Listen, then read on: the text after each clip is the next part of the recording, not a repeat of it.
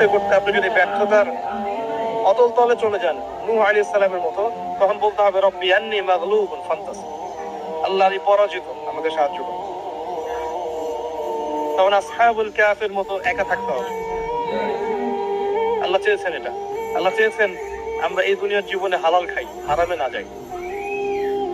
আল্লাহ চেয়েছেন আমরা সুন্নত অনুযায়ী জীবনযাপন করি, সর্বশেষ নবী মুহাম্মদ সাল্লাল্লাহু আলাইহি ওয়াসাল্লামকে আদর্শ নেতা হিসেবে গ্রহণ করি। আল্লাহ চেয়েছেন আমরা তার দ্বীনের দাওয়াত মানুষকে দেই। তা'মুরুনা বিল মা'রুফ তানহাউনা আনিল মুনকার, তোমরা শ্রেষ্ঠ জাতি, কুনতুম খায়রা উম্মাহ উখরিজাত লিন-নাস, তোমাদেরকে মানব জাতির কল্যাণের জন্য বের করা হয়েছে। দুটো কাজ দিয়ে, সৎ কাজের আদেশ করবে, অসৎ কাজে নিষেধ করবে। আল্লাহ চেয়েছেন আমরা দ্বীনের দাওয়াত দেই। আল্লাহ চেয়েছেন আল্লাহর জমিনে আল্লাহর দ্বীন প্রতিষ্ঠা হোক, এই ফিকির আমরা করি, এই চিন্তা ভাবনা আমরা করি এবং সেই চেষ্টা করি। আল্লাহ চেয়েছেন আমরা ঐক্যবদ্ধ থাকি, বিভক্ত না হই। আল্লাহ চেয়েছেন আমাদের মেয়েরা যেন পর্দা করে, জীবন চলে গেলেও পর্দা না ছাড়ে।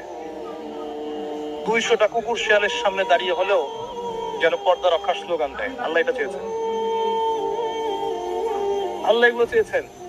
এগুলো কি আল্লাহর অন্যায়? হে আমার প্রিয় মুসলিম ভাইরা, প্রত্যেকটা ঘটনার পিছনে আমাদের জন্য নিদর্শন আছে। আল্লাহর বান্দা বান্দীদেরকে আল্লাহর দ্বীন থেকে সরানোর জন্য শয়তানি শক্তির অপতৎপরতার শেষ নাই। আপনাকে আমাকে প্রথমে যে কাজটা করতে হবে, তাদের প্রতিটা অপতৎপরতার শেকড় খুঁজে বের করতে হবে, চিহ্নিত করতে হবে, তারপরে আপনাকে সলিউশনে আসতে হবে। তারও আগে আমাদেরকে দুনিয়ার জীবনটাকে গুরুত্বের সাথে গ্রহণ করতে হবে। এই জীবন আমার একটা মাত্র উদ্দেশ্যে আল্লাহ পাক দিয়েছেন, যেন আমি জান্নাতে যেতে পারি। জান্নাতে যাওয়ার পথে যেই আমার বাধা হবে তাকে আমাকে অ্যাভয়েড করতে হবে, সেটাই হোক না কেন। তারপরে আল্লাহ আমার কাছে যে কাজ চেয়েছেন, ফরজিয়াত, ওয়াজিব সমূহ, সুন্নাত, এগুলোকে আমাকে পাবন করতে হবে। আমাকে ইলম অর্জন করতে হবে, আমাকে জানা অনুযায়ী আমল করতে হবে।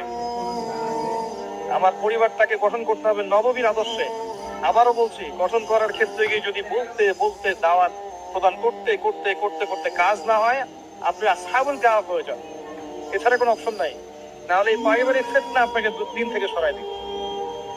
পারিবারিক ফিতনা আপনাকে দিন থেকে সরাই দিবে। আপনাকে তারপরে হালাল রিজিক সার্চ করতে হবে। নিজের জান মাল সময় শ্রম দিয়ে দিনের